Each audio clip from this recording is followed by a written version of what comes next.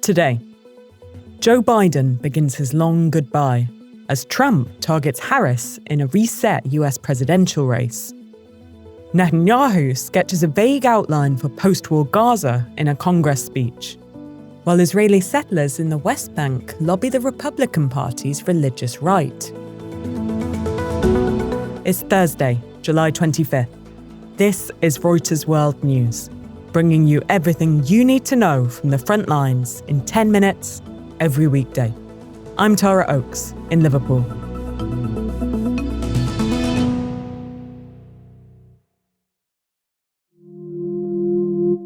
Nothing can come in the way of saving our democracy.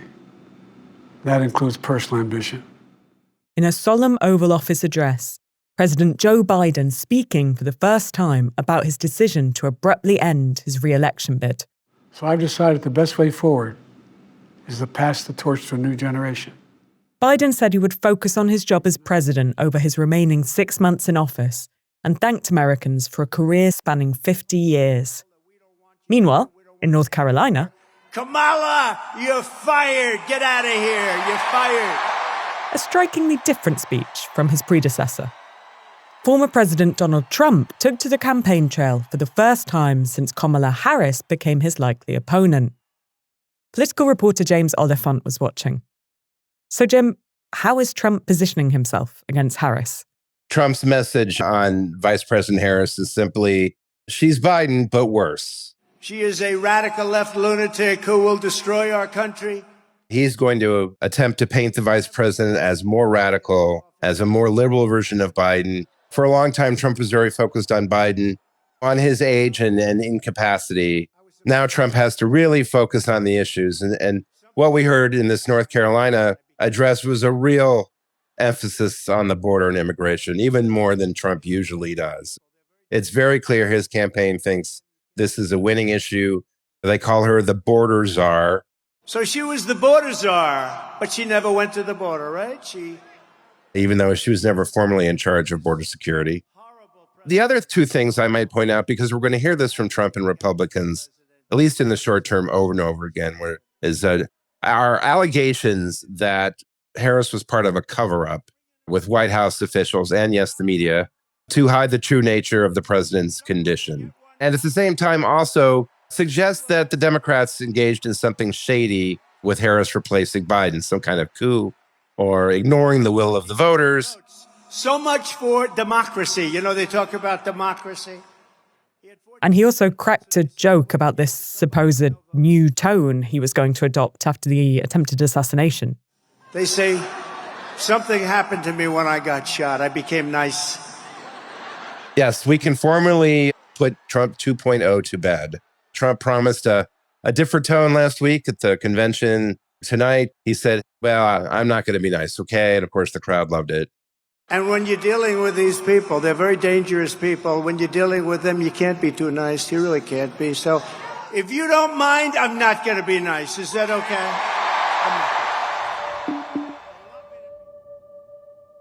The outrageous slanders that paint Israel as racist and genocidal are meant to delegitimize Israel, to demonize the Jewish state, and to demonize Jews everywhere.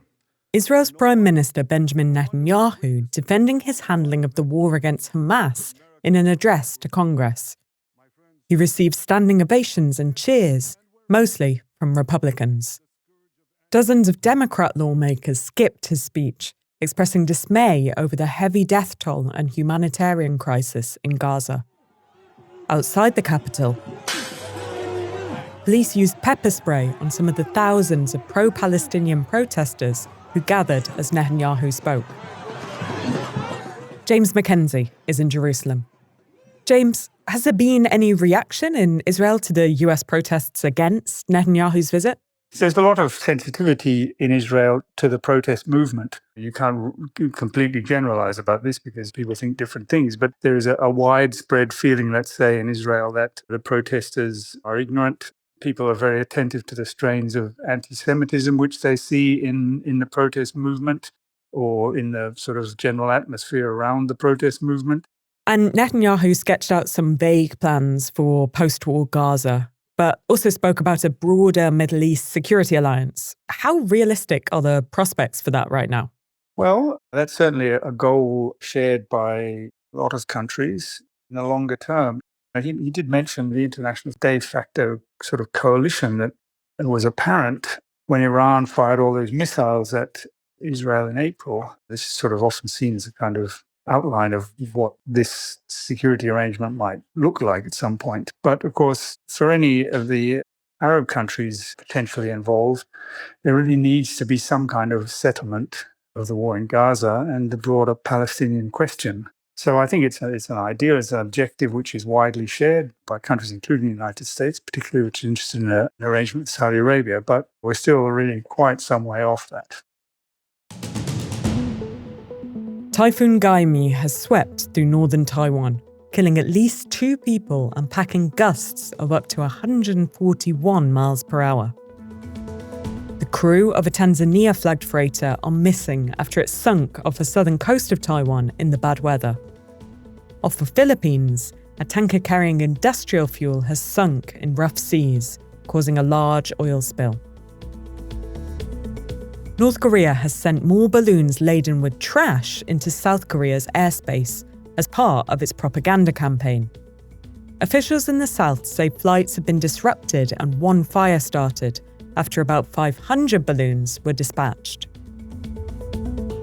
The opening match of the Olympic soccer tournament has been marred by a pitch invasion and crowd trouble.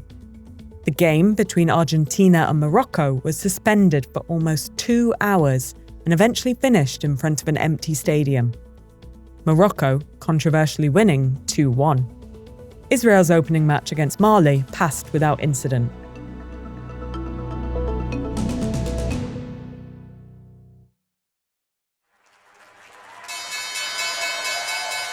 Over on markets, a sell-off in tech stocks has gone global. Carmel Crimmins has more. US stock markets had a brutal day on Wednesday, with the major indices suffering their biggest one-day drop since 2022. A lackluster set of earnings from Tesla and Alphabet was the spur, and the sour mood has extended around the world. Japan's Nikkei is down as much as 3%, and European equity futures are dropping. Investors are pulling back on the AI frenzy. They're worried they've been too optimistic. Earnings next week from Meta, Microsoft, and Apple will potentially ramp up the volatility. And speaking of volatility, we've had plenty of it this US election cycle.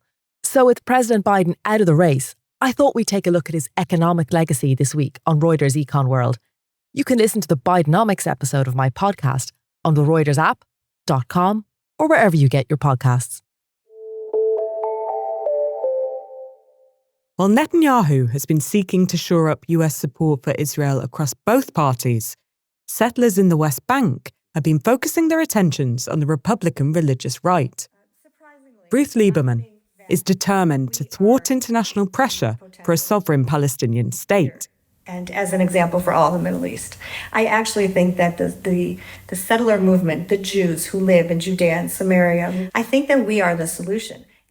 And her friendships with prominent US Republicans from the party's religious right are helping. Since October 7th, Lieberman and others have intensified their efforts, hoping to influence the Republican Party ahead of the November election.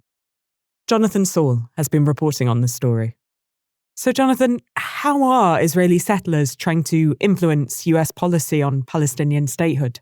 The way they're trying to do this is that they're trying to link up with fellow groups, co-religionists who share their views, but most importantly, Christian groups who are part of the evangelical movement in the United States. And the objective from this exercise, certainly since October the 7th, has been to try and make it a lot clearer as to the dangers and threats with a Palestinian state as they see it, particularly for settlers in the West Bank. So why are US evangelical Christians proving so important in all this? White US evangelical Christians form a very big and influential bloc within the Republican Party because of their sheer numbers and the kind of key states that they live in. They have an alignment and an affiliation with the biblical Israel far right and right-wing movements within Israel.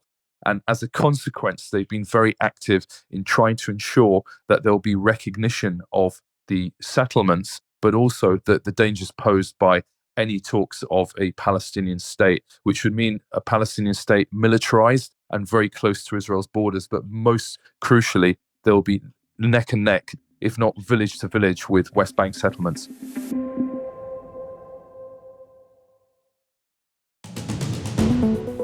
Before we go, is it a bird?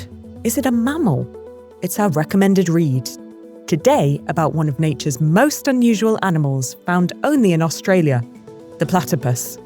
The world's largest platypus conservation centre has welcomed its first residents amid threats to their habitat from extreme weather and humans.